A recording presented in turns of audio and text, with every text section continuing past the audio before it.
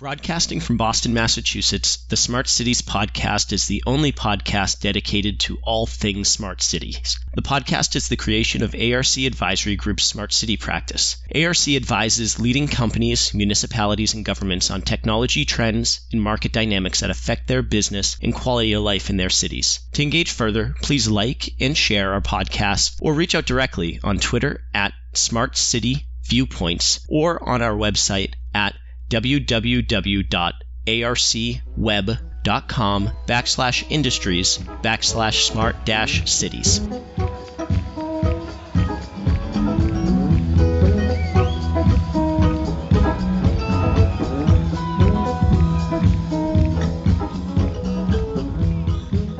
Hello and welcome to the ARC Advisory Group Smart Cities podcast. My name is Larry O'Brien and I'm on the Smart Cities team at ARC Advisory Group. We're very fortunate today in that we have one of the leading smart city platform providers with us today in the form of Nokia. And I have here with me today Daniel Massouf, Global Head of Enterprise Services, and Arnaud Legrand, Head of Marketing for the public sector at Nokia. Good morning or good afternoon, Daniel and Arnaud. How are you today? Very good. Great to be here.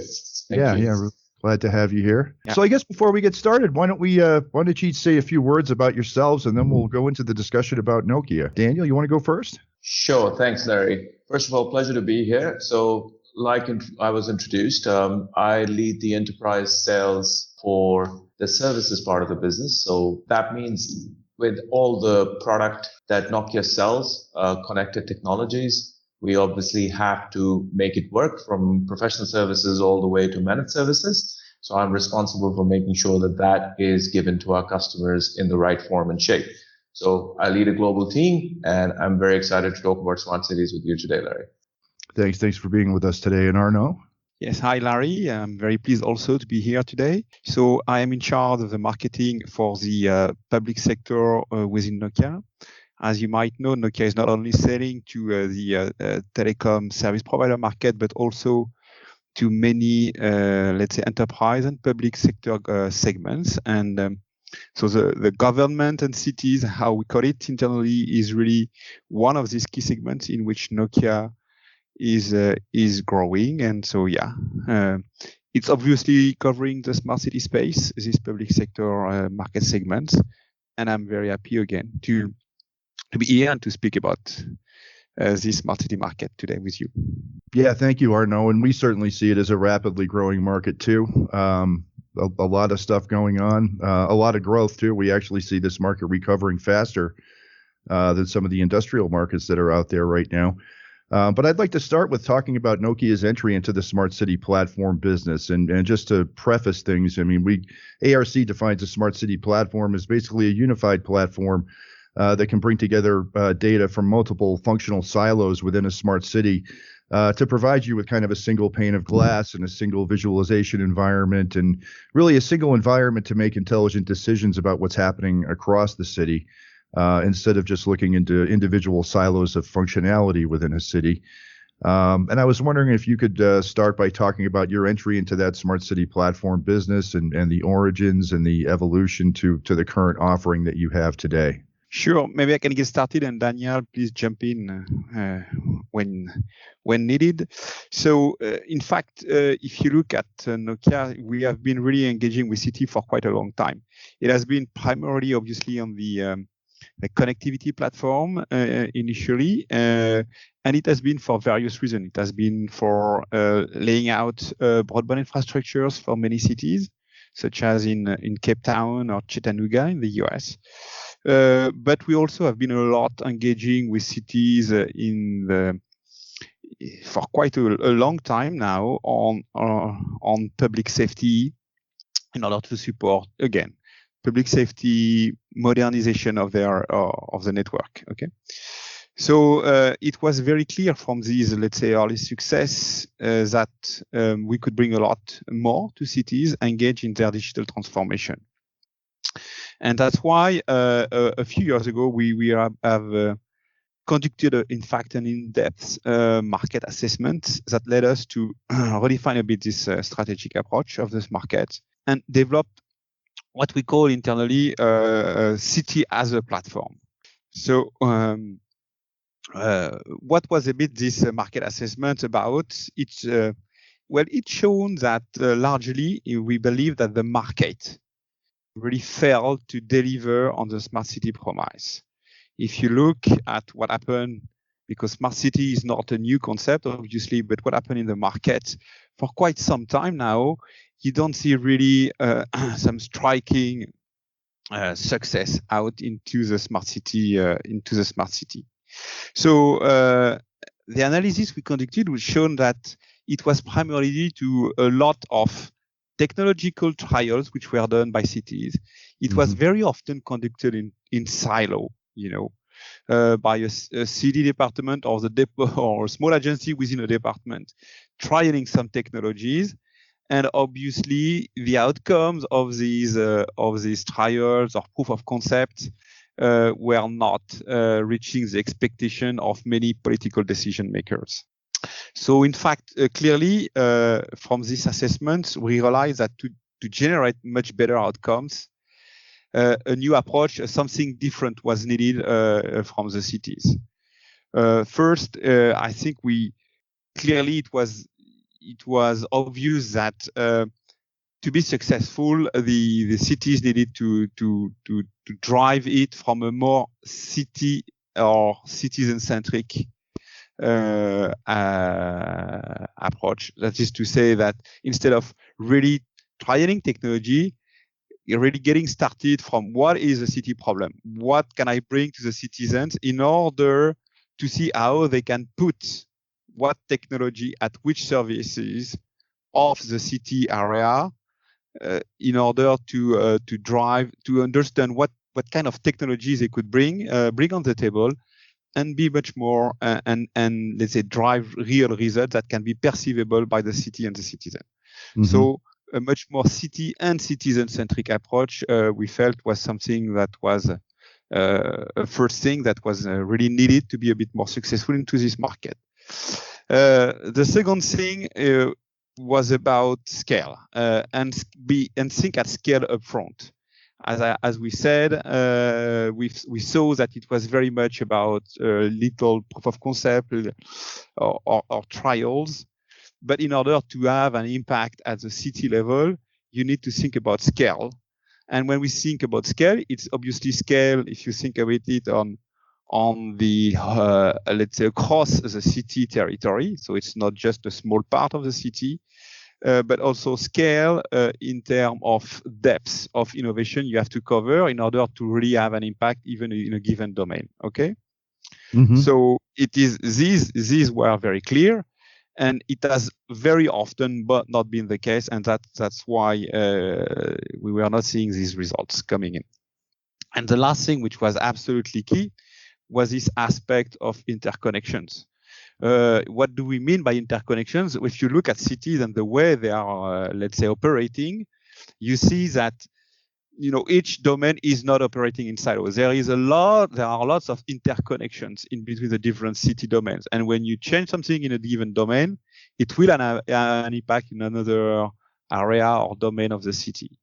And if you don't think about it up front, again, you cannot really get the outcomes you're going to expect. So again, starting from this assessment, we believe that the whole point was really to create, and at the city level, a technological platform that will allow the city to relatively easy then capture the innovation that will be needed to really fuel its development. So it's really about moving from, let's say, from a point solution approach to a more platform-centric approach from a technology standpoint. Okay. No, we totally agree with you, actually. And it's been my experience, too, doing research in this marketplace that people are very focused on implementing silos of technology, but they don't consider the holistic impact on, how one silo of functionality affects the overall function of a city. And like you said, what happens in one system or silo of functionality usually affects what happens in one or several other silos of functionality in a city. So without that holistic view of everything that's going on, it's really hard to make intelligent decisions about the operations and even the safety of a city. You mentioned the citizen-centric approach. We're big believers in that too. There should be a value proposition behind it, right? You shouldn't just be trying to solve a technology problem or implement a piece of technology for technology's sake, but you should be thinking about the impact on the overall city. And it's kind of hard to do that without a true smart city platform if you're focused on these little, silos of functionality within a city. I just want to add maybe one please, comment there. Sorry for interrupting. I think one critical aspect why the cities haven't really taken form is also the revenue model, right? So you can try to drive a lot of business value, all the use cases that are coming forward. We've been talking about this for 10 years, maybe more, right? At least I've been talking about it for 10 years. Yeah. So when you drive the value from a use case perspective, you understand the value is going to get generated. But I think there is a critical aspect of funding.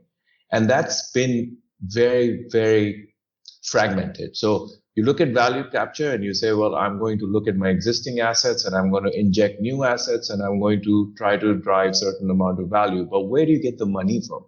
So the revenue model hasn't really been clear till very recently. And, the public-private partnerships are really taking form now in smart cities. So one of the things, and we'll talk about more in detail, hopefully, as the conversation goes, but one of the things that we're trying to do is trying to see how do we kind of become present from the start in helping the customers drive that revenue model, and also making sure that what kind of funding options are available for them to look at by creating PMOs maybe within the cities and municipalities and driving to see what model works or not. I think that's very critical. And the second thing, which is also important, is the how do you get the delivery methods in place? Because the typical municipality and city hasn't worked with the kind of contracts that are in play. And that's the biggest difficulty you have when you go to the public sector and you are a technology company. The way public sector structures contracts and long-term leasing options or whatever you want to call it, it's very difficult to manage. So I think all of that coming together, it creates the model a little bit more difficult to cut through. But I think we're finally there where we're making good progress with these PPPs and bringing some value in. I just wanted to add an element of the revenue aspect, which is quite critical, I believe, and probably the fundamental reasons these things haven't taken off in the time they should. Yes, they should have. No, I think you have a great point. Yeah, absolutely. And if you have more that you'd like to say on that, let's explore that a little bit, because I think that is one of the primary challenges right now. I think let's carry on with the conversation. I'm sure this will come up as we talk about services. Okay, it will come up later. Right. So that's where I'll start pitching Nokia, and maybe it's too early. So we'll just get the conversation. No, that's okay. Well, we talked about value. I mean, to me, this is part of the value equation, right? And I'd like to ask you that too, what you see as the primary benefits and how they can provide either business or social and environmental value. We talked about use cases, and we're trying to promote some really solid use cases. And I know we worked with Nokia recently to develop a good use case that you guys have out there. So what in your minds, what are the primary elements of value, whether it be business or social or environmental, for smart city platforms? I think this question is not easy to answer for the simple reason that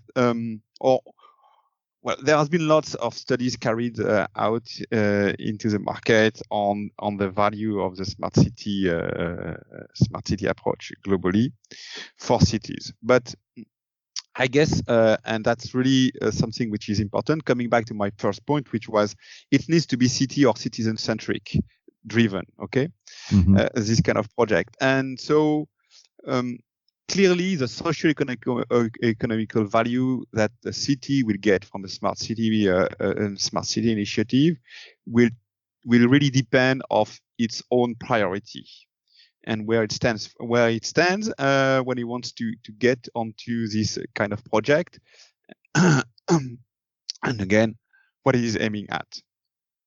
So and it's very clear if you think some of the use case, maybe some of the, let's say, customer case we see, which are very different. Think of we started to engage with the city of Ottawa on autonomous vehicle and how to improve the mobility aspect. Okay. If you think of another engagement which I was mentioning before, is what we have been doing with Chattanooga, and clearly it was about completely changing the economical, let's say, landscape of the city.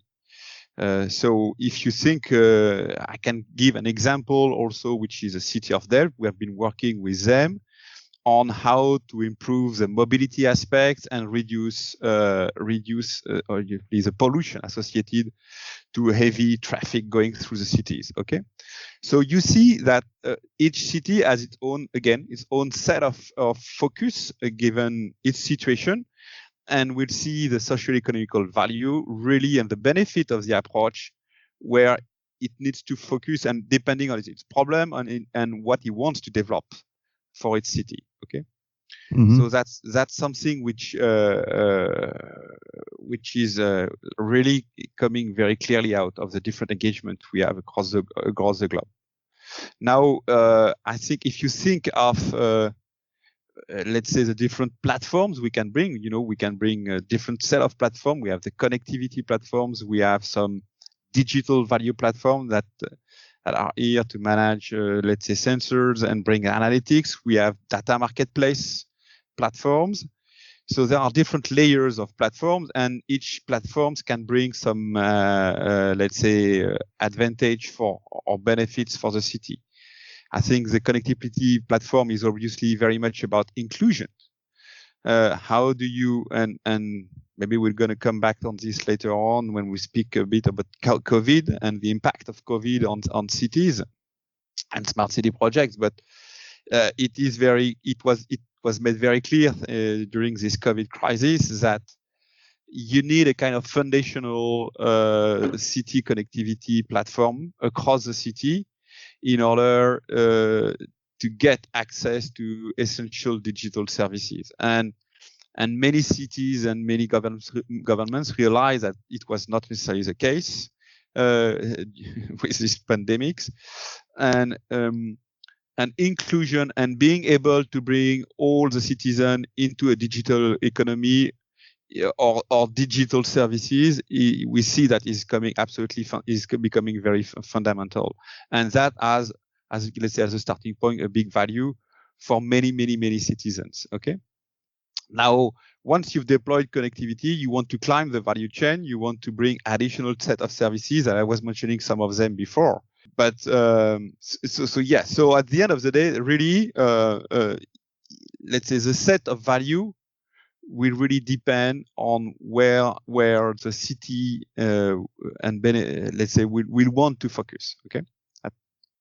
Right. And like you said before, you have to have some kind of a problem that you're trying to solve, right? It's not just implementing technology for technology's sake, but we have an issue, we need to solve it.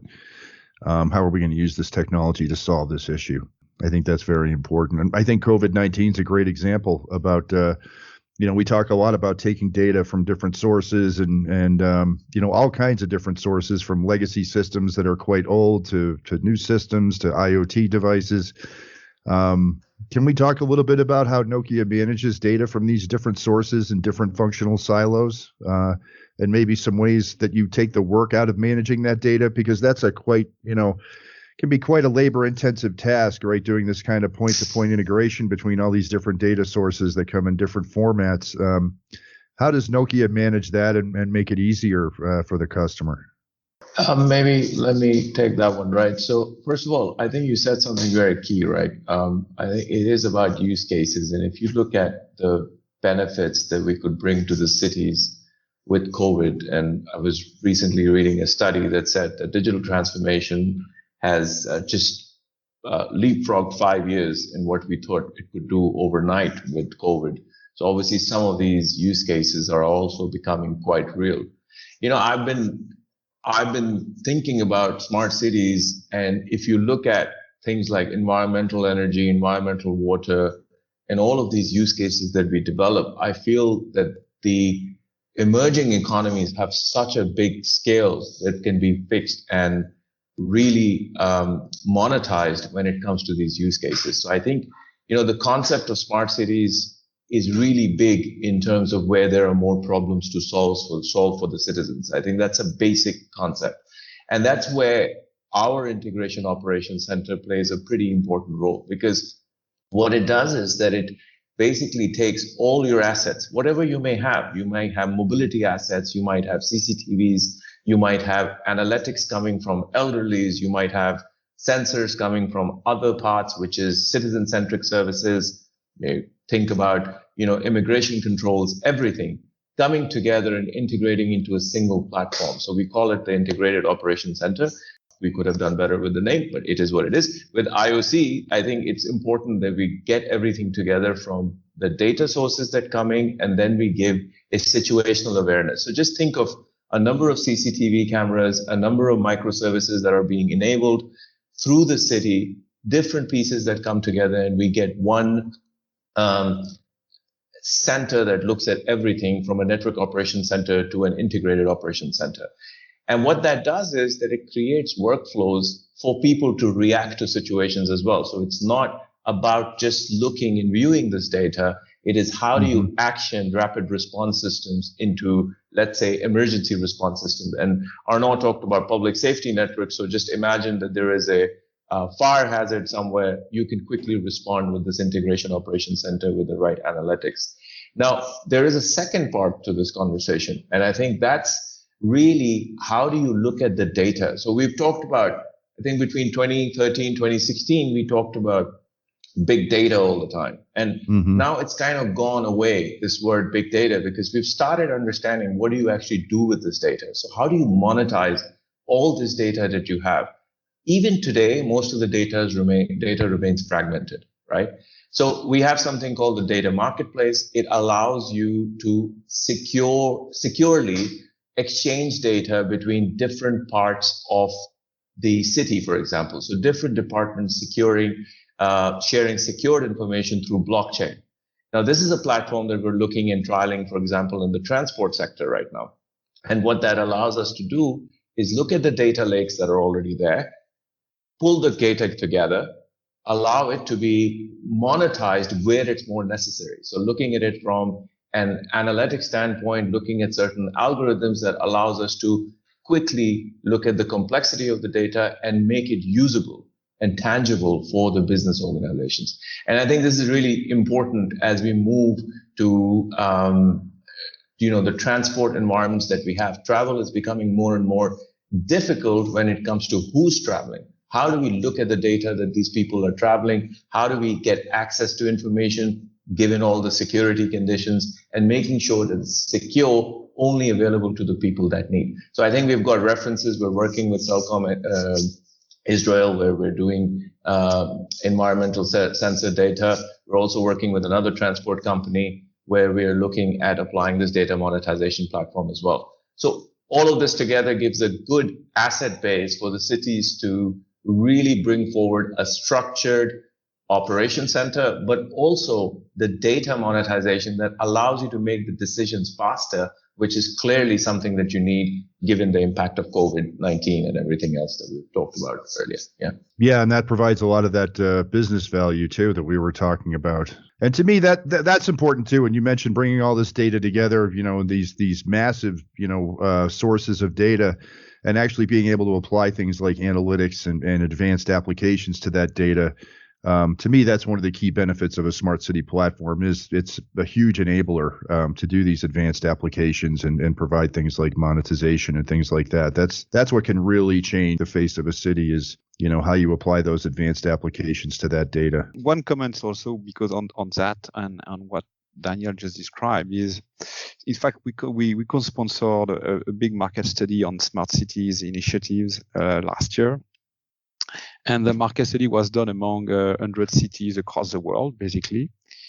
And it was very interesting because the company that did the market study has been interviewing these 100 cities and asking them where do they see the value and the ROI for the different areas of the outcome was in fact very interesting because So they cover public transit, water and energy, public health, traffic management, waste and environment, public safety, e-governance.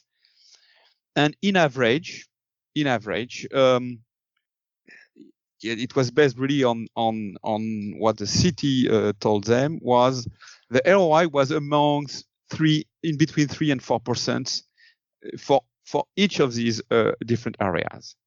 But interestingly, what you saw also is that the more mature cities were obviously having a much better ROI. And it was clearly linked to this interconnection aspect. That is to say, that the more mature, the more interconnected the system were. And we are seeing that the direct effect of this interconnection was an increased ROI. And it was jumping from 3 to 4% to 5 to 6%. Okay. And so you see the value of creating this interconnection and creating, let's say, interconnecting all these digital aspects across the city. Yeah, absolutely. And also taking the work out of having to manage and make all those connections yourself with that data, right? To me, it's a huge step. The smart city platforms and what you're doing is a huge step towards removing, a lot of that unnecessary work to get at that data and use that data, because you can spend a lot of time trying to get different data sources to work together, which kind of brings me into my next question. Which is about mounting a more effective response to COVID-19. And I've seen a lot of cities in the U.S. doing this as well, and their efforts are kind of all over the map, right? You have some cities that are kind of implementing their own kind of Power BI, implementation, where they're doing a lot of the heavy lifting and they're creating their own, visualizations and displays, but to me, a smart city platform can really take a lot of that work out of mounting a more effective response and bringing all those different forms of data together. Can you talk a little bit more about how Nokia is trying to help people mount a more effective response to COVID-19 and bringing that data together? Yeah, maybe I can give you again a very concrete example. We have been engaging with a city in Poland called Wrocław, and actually, it started before the COVID-19, but it happened to be extremely relevant for the COVID-19. So Wrocław has a large part of its population which is getting older and older. I guess this is really common to many cities. Yes, I think so. Yeah. And so, okay, so one of their key priorities is really how can I take care a bit more efficiently of these elderly people. Okay, and that's really one of their top priority, given it's a growing part of their population. So it's becoming more and more important. It's also a growing part as a consequence of their city's budgets. And they were really asking us, how can I improve this part of the services I deliver to this part of this population? And so we've been working with them in order to see how we can really implement across the city a system to remotely, let's say, monitor the situation, the health situation of these elderly people, as well as to create a social link in between them, because they are very often isolated in their houses, and some city, let's say, care centers which are spread a bit across the city, and also brings them some kind of entertainment services, so that they keep on let's say learning and develop a bit some cultural aspects. So you see there are these different dimensions around let's say elderly care services, and obviously that with the COVID-19, what happened is that this part of the population was really the most hardly hit by the pandemic, and this is a kind of situation where keeping these social links, enabling this remote social care, monitoring of this part of this population is becoming really important for the city, and is really can really help in case of such a pandemic. Okay, so it's just an example, but I think we've been also doing lots of things around schools and education. Maybe Daniel, if you want to jump in. Yeah, sure. Why not? Yeah, we have been doing a lot of stuff around schools, actually. So we are seeing an opportunity in North America where all of a sudden with remote learning, we're seeing that there's a lot of opportunity for us to go look at the school districts and work directly with them in identifying, first of all, connectivity. You would be surprised that some of these schools are very well not connected. So we could use private wireless infrastructure to do that. And then obviously allow them to use certain applications to monitor the school in a lot of different use cases. And, some of these things have been going on prior to COVID, right? So for example, we do crowd analytics solution. We have even deployed it in Singapore, where we work with communication service providers to generate insights. And these are anonymized insights who look at how urban retail structure is in terms of traffic and the foot traffic that they have, and how people could be transported from one place to another and be able to analyze that. And that's exactly the kind of use cases that have started becoming applicable to different sectors. So, for example, what's happening in schools, like I mentioned. Then there are other areas as well, right, where we're looking at earlier in 2019, we did something with a connected school demonstration at one of the Nokia Innovation Days, where we work and try to get collaboration across different areas. And we did that with the Postal Service in South Africa, and we were able to look at how the connected classroom and e-learning as well. So there are many initiatives. There's Nokia and UNICEF. We've worked on that as well, where we have schools connected in Kenya as part of this initiative. First 10 schools have been connected, and now we're working with local mobile operators to see how do we expand into some of these analytics that could potentially help drive and address that digital divide that education has. So this is more real now than it has ever been, and connectivity leads. But within the school system, there's also a lot that you need to do.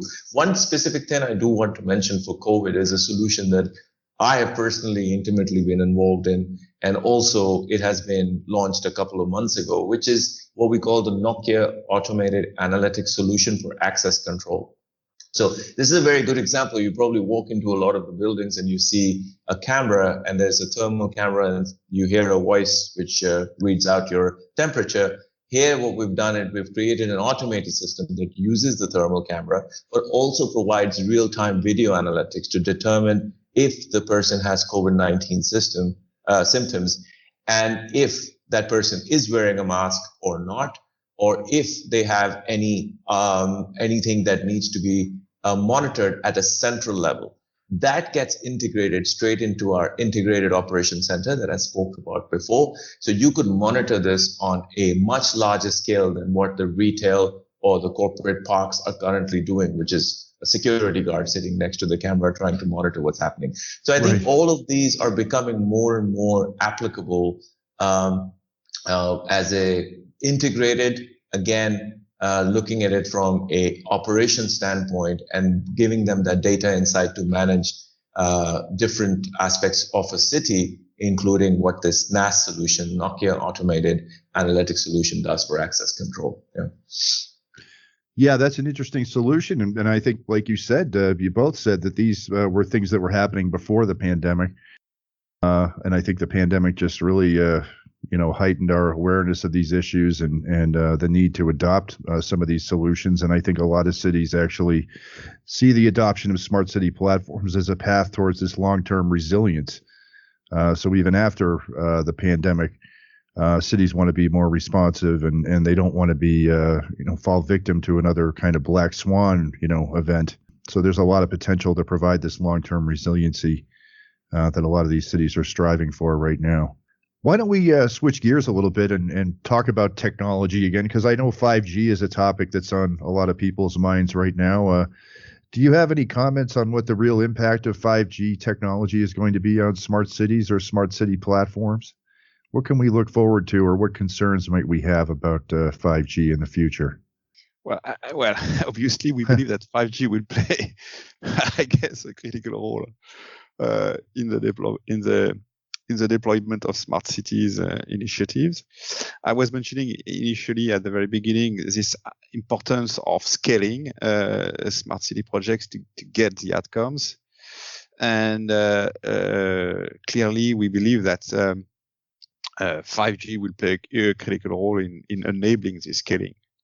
Why would it do that? Because it's just simply that if you think about it, smart city initiative or projects means progressively, if you want to bring all this innovation, it will mean, let's say, putting all these sensors across the city in order to monitor what's going on across the city. And so at the end of the day, it will mean millions of sensors with very different type of traffic profile. You can have some device which have extremely low bandwidth, but on the other hand, you can think of using very high definition cameras as another type of sensor. So from very, you will have to be able to manage from very low bandwidth to very high bandwidth. You will have some application which will be mission critical. Think of obviously any public safety type of communications, and up to entertainment services, okay, for the citizens. So very different type of criticality of communication that you will have to be able to manage too. You will have some real-time applications. Think of everything which is connected to remote maintenance with augmented reality and virtual reality type of applications, until far less sensitive applications such as grids or smart grids. Okay. Mm-hmm. But all of this will require at the end of the day massive capacity. So if you think at all these different aspects of the communication infrastructure that will be needed to support all this innovation that will happen across the city, you need a communication technology that is able to support this very diversified set of communication at a massive scale. And that's basically what 5G has been designed for. Okay. So we strongly believe that 5G obviously will play a critical role to enable all these smart cities. And it's interesting because we will announce very soon, but it has already been announced by the city of Graz in Austria, where they are going to roll out a full 5G network in order to power their smart city development. And it was very interesting in that case of the city of Graz, because that's exactly what I just described you. Is they exactly made the same analysis. That is to say, they said, okay, I want to really develop my city, and I want to enable all these different use cases across the different domains of my city. And the basic foundations to enable all of this will be to roll out a 5G network. So they're starting with rolling out this 5G network in order to support this smart city project. So definitely something which is very strong as a whole in order again to enable this smart city project. Yeah, to me, the advent of 5G will accelerate the adoption of smart city platforms, right? Because you're going to have a lot more sensors, a lot more data. It's going to be, much more of a challenge to manage all those data sources and more use cases, right? We're going to see a lot more concrete examples of how this technology can actually be put into practice. I think acceleration is the key word here, right? Because a lot of things that we talk about in terms of use cases are applicable now. So you have certain disaster scenarios, mission critical use cases that work today. And we're able to do certain things with drones, which are happening today under a private wireless scenario today. So I think what's key is what you just said. It accelerates what you can do, because the number of sensors that you'll be able to connect and do live video streams. And gaming is a very good thing to talk about as well. Nowadays, it seems to be a lot of talk about that. And all of these latency issues that you hear about will definitely create a wave of acceleration. And that at the back of what we're seeing with COVID-19, the digital transformation, the leapfrog of 5 years, I think it just opens a lot of opportunities for cities as well as its citizens. Yeah, I think so too. And I'm also a big believer in the value of gaming technology and kind of gamification. If a lot of the big advancements, even in things like, simulation and digital twin, have come out of the world of gaming as well. Absolutely. Yeah. So I think we can look forward to vastly accelerated adoption of these technologies with 5G and with COVID. I completely agree that COVID has really leapfrogged things in terms of cities and communities adopting digital transformation strategies much faster. So hopefully, as the pandemic winds down and these cities look to long-term resilience, I think things will continue to accelerate. As I mentioned before, we see, we do an economic analysis of the smart city platforms marketplace worldwide, and we see that market bouncing back, from this COVID-driven recession much, much faster than many of the other industry segments that are out there today, because there is such a need for this. We had mentioned funding. I think that might be worth, talking a little bit about, because I think it's, like you said, it's hard for cities to get funding or to coordinate projects sometimes. That's one of the things we're participating in at ARC is this IEEE, I think it's P2784, the project management process. Any words on that before we wrap up? Or I would just say that the models that are available are quite vast, right? And I think what we need to be understanding is two aspects to it. One is, obviously, there's public-private funding, right? So we look at either creating public-private partnerships, or we look at tapping onto that in different finance models available. The cities do not understand how to have access to those revenue models. And I think that's number one. There are many ways that you can get revenue into your system, which gives you a better time to market. So now, as we go through these edge cloud services and we go to pay-as-you-go, subscription-based, all-you-can-eat model, I think the cities have a lot to put in to get funding.